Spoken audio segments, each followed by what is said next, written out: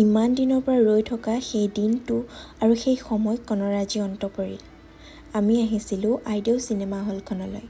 ইয়াৰে বক্স অফিচৰ হাউচফুল দেখি হয়তো আপোনালোকে গমেই পাইছে যে মুভিখন কিহৰ।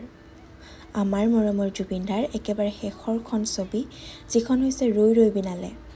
আৰু তাৰেই টিকেটকেইটা পালোঁ আৰু ওচৰৰ সকলোৱে আমি একেলগে চাবলৈ আহিলোঁ।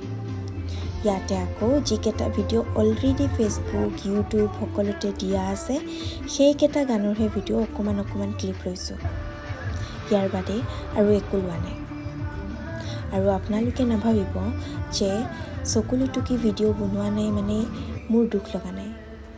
এই মুভিখন চোৱা সকলোৱে অকণমান হ'লেও কান্দিছে, সকলোৰে অকণমান হ'লেও দুখ লাগিছে। শেষত এটাই কথা ক'বলৈ বাকী ৰ'ল, জুবিন দাই যেনেদৰে হ'লেও ন্যায়টো পাবই লাগিব। #Justice for Zubeen Garg.